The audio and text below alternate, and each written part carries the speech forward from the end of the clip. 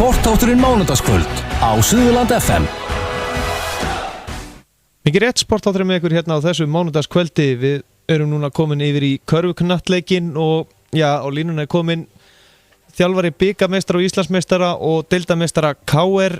Heill og sæll félagi. Sælvöldi. Hvernig hefur það?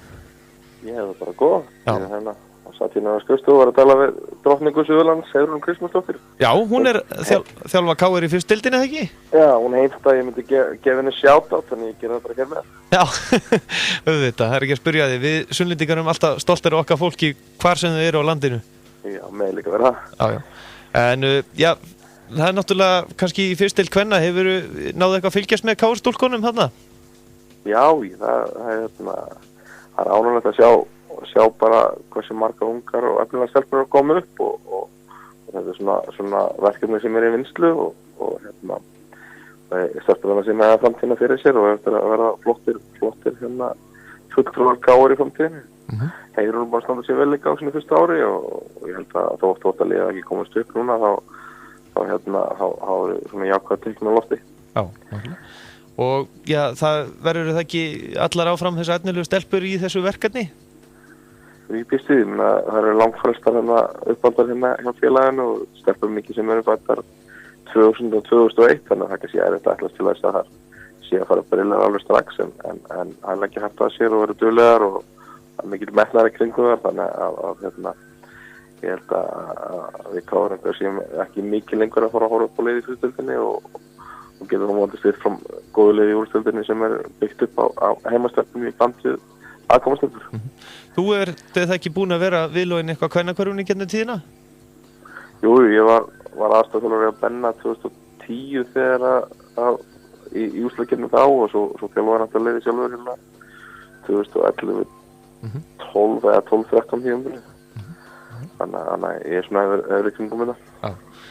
Talandi Benna, þetta er náttúrulega Benedikt Guðmundsson sem þú vart að tala hann þjálfar Þór Akureyri í dómsdeild karla sem lenti í 8. sæti og þið fyrsta sem gerir það verkum að þið mætist í úrslitakeppninni sem hefst núna á miðvikudaginn. Jú, mikið rétt. Og hvernig leggst það svona í ykkur KR-ingana? Bara vel spennandi náttúrulega núna svona núllstilla start og það er nýtt mót á stað og náttúrulega að sönnu formverki þar sem það mæta samanleginu oft og fer það landi svona refskák í gang milli liðana, þannig að þetta er svona annar hlið á fyrringnum og með svona tilhörandi fjöri. Þeir eru tvisvar búin að mætast á leitinni, KR-ingar höfðu betur í haust og svo sigraði Þór ykkur núna í febrúar. Já, akkurat. Þannig að það er ekkert þetta að segja svona fyrirfram hvernig þetta færir, svona með hvernig þessi deildi búin að spilast í vetur. Nei, menna ég held að svo deildin búin að vera náttúrulega búin að því líka breytingan bara á uppbyrjum liða, bara milli hverju umferðar og maður svona hélt svona einhvern tímann í janúar þetta færi nú að skýrast þetta 2 umferðir og maður sagði það nú bara eiginlega eftir hverju einustu umferð þar til að móturinn lögsins lög að Þórsar sem voru á tímabili í 4., 5. og 7. enda í 8. Keflingar, Gýringar sem voru lengi vel í 10. seti komnir endur í 7. eða 7. þannig að þetta er lítill munur á þessu liðum og bara mörg lið búin að gera bara gríðilega flott mót í vetur. Munar 2 sigrum á liðunum bara frá 4. sæti niður í 8. Þetta er alveg ótrúlegt hvernig þetta lítur út þessi tabla. Já, og það er bara til maksum bara spennuna í tildinni og menn alltaf með einhverjar svona bölsóttar spá fyrir hvert tímabilum að hlutinu verða á jafnvægi eða ekki en einhvern veginn verður þetta alltaf bara æsispennandi og harka út í gegn og hefur líka aldrei verið bara jafn spennandi og neð núna. Maður hefur séð á sumi körfubolta áhugamanna spjalli að það hefur sumi talað það að þeir sem eru deildarmeistarar ættu að fá að velja sér andstæðing. Hvað finnst þér það? Ég meina, það er ekki þetta sannska leiðin, ég held að gera íshokkinu síðan held ég. Ég held að þetta er alltaf svona er svona einhver leið sem að þau svona vilja krydda upp á þetta meira en mér finnst þetta bara fínt svona, ég meina það fyrsta sætið að liði í 8. sæti í 8. sæti út af einhver ástæðu og ég held að sé nú bara alltaf veluna hinliðin sem eru kannski komin herra að fá að kemja móti liðinu sem eru læra sem heldur fyrsta. Ekki það að við ætlum að setja okkur okkur háan hest þóttu við önduðum í kvöldsæti. Þannig að ég held að þetta er svona örgulega, þetta er örgulega meira spennandi ef ég væri ekki í fyrsta sæti sjálfur, sko. Þannig að ég held að það væri örgulega svona skemmtilegt á að horfa.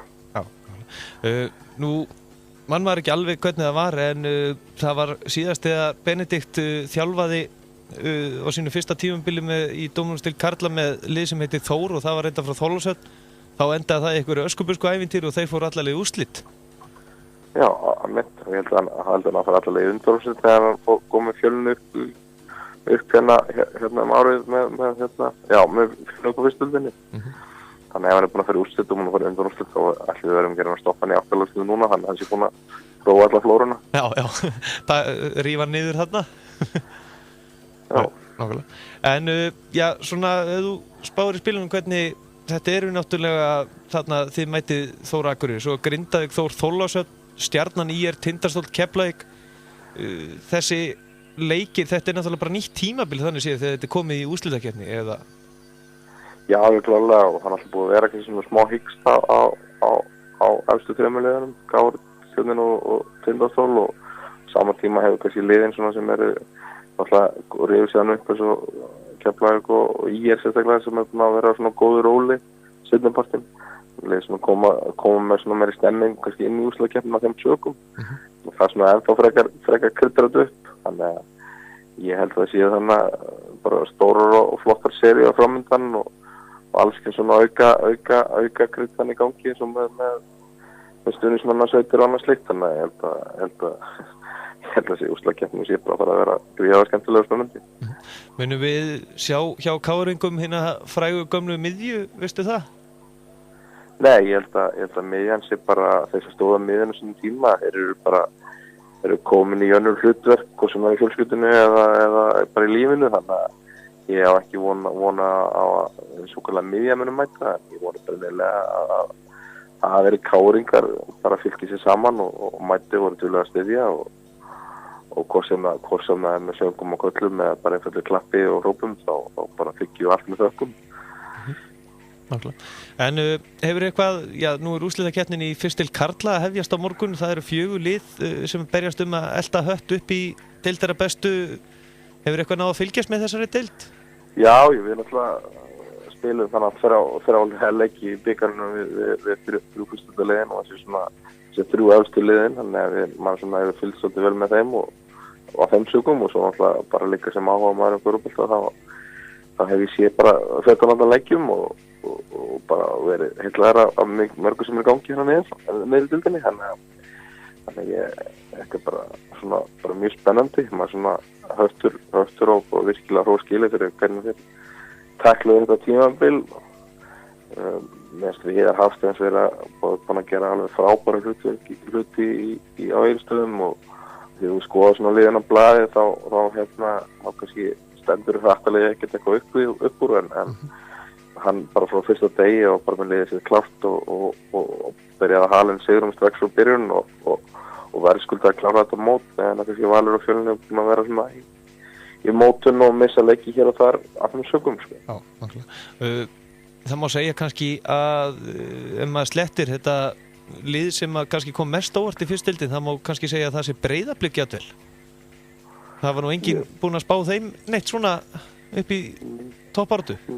Nei, ég myndi bara segja að liðið sem mest óvart að bara hversu samfærandi höftu vinnur þetta mót.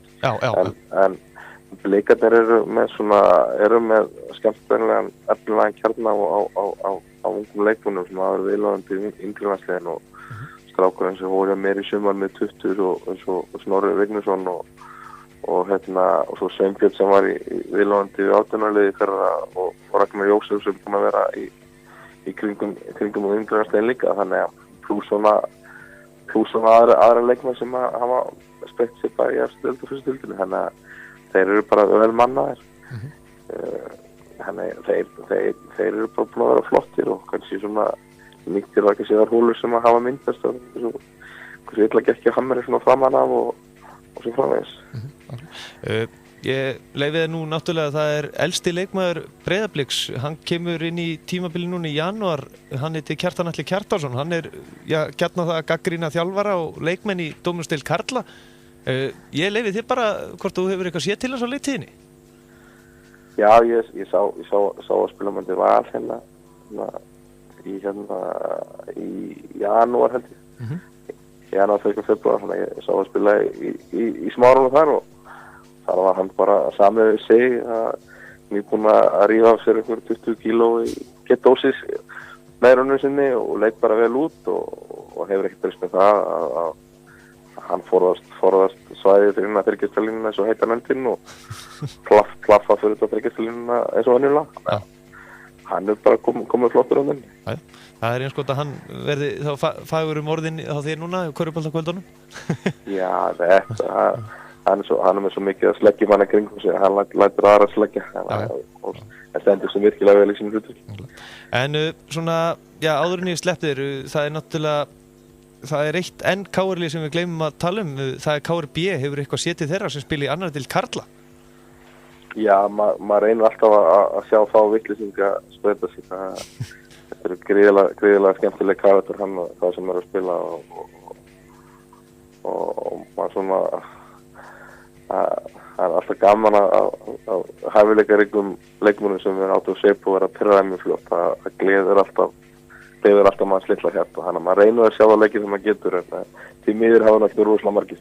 Nei, en það er náttúrulega eitt lið í Vesturbænum viðbúr, náttúrulega KVF í þessari deild, hefur eitthvað séð til þeirra?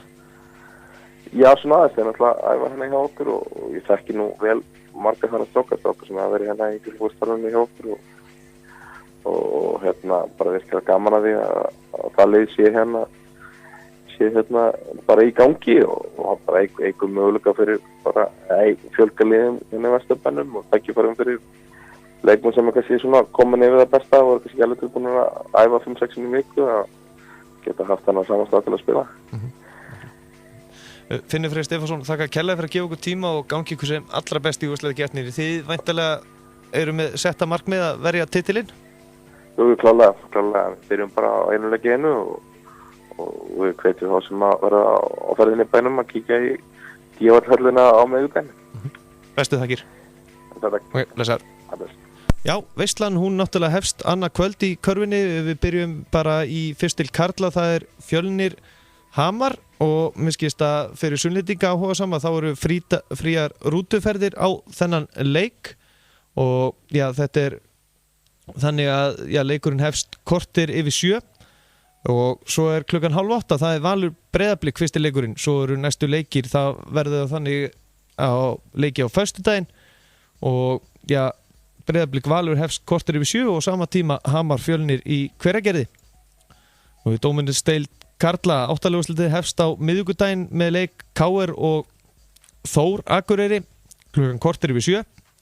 Svo á fimmtudaginn það var að Grindavík Þór Þorlákshöfn, Stjarnan ÍR og Tindastóll Keflavík. Þessi leikir hefjast kortir yfir 7. Svo er það á laugardaginn næsta, þá eru hefjast leika klukkan 4 milli þessara liða. En nú er körfuboltan í bili, við ætlum að reyna að ná yfir í handbolta hér innan skams, farið ekki langt.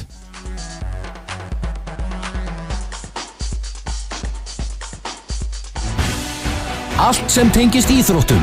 Sportátturinn mánudagskvöld á Suðurland FM. Við elskum Suðurland.